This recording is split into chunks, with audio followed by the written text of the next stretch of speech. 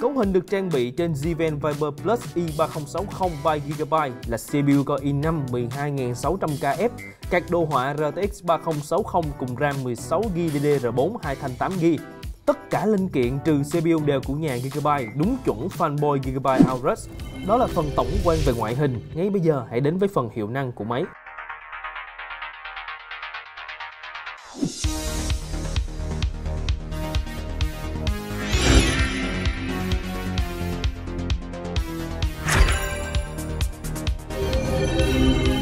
Tựa game esports quốc dân với thể loại FPS vẫn đang sở hữu số lượng người chơi rất đông đảo. Rõ ràng cấu hình của Geekbench Viper Plus i3060 Powered 3GB là dư sức chiến mượt từ game này. Nhưng mượt đến mức nào thì mời các bạn xem đoạn test game.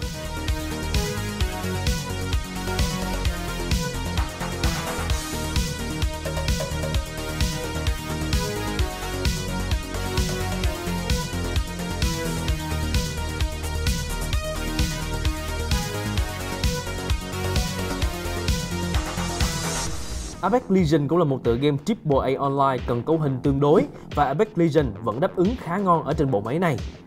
Rank mùa 13 chặng 2 bắt đầu 2 tuần rồi. Ông nào chơi Apex lên được rank gì rồi? Comment luôn nha.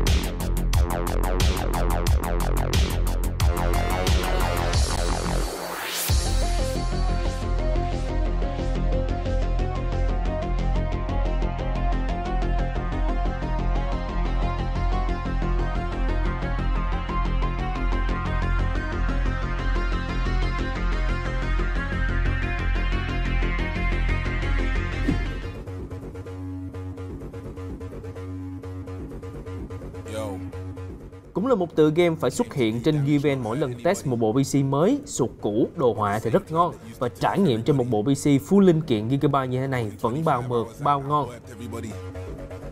Turn down big money, I know my worth. I'm not anybody, don't let them hold you down. I'm from the bottom, that's where they hold you down. Sink or swim, don't you drown. I'm with my circle, let's go do rounds. Do what you wanna, do what I wanna. I know you are who you really are when you're alone. But I stay so solid with the bros, hypered up, whoa. Turn up the bass lines. Powers. Better believe in the powers.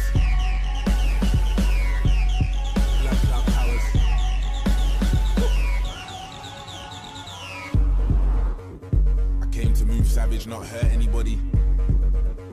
Even though I had nobody when I weren't anybody. Find me in VIP where they can't search anybody.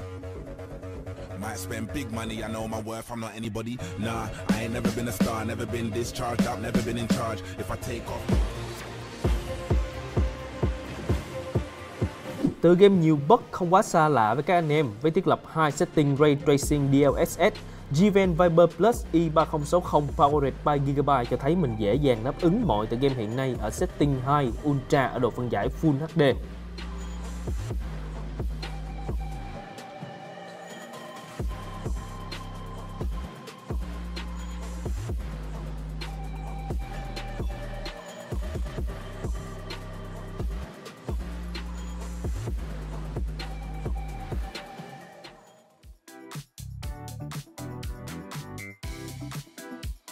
Đó là hiệu năng của Given Viber Plus i3060 Powered 3GB. Sản phẩm này đang được trưng bày tại showroom Given. Anh em có thể đến và trải nghiệm. Trong tuần lễ Gigabyte bắt đầu từ ngày 22 tháng 7 khi mua PC, laptop Gigabyte sẽ được nhận ngay một voucher quà tặng lên tới 10 triệu đồng, cùng cơ hội trúng 5 chim Aurax 5 màu cùng nhiều phần quà khác. Chi tiết ngay dưới phần bình luận. Còn bây giờ thì xin chào và hẹn gặp lại.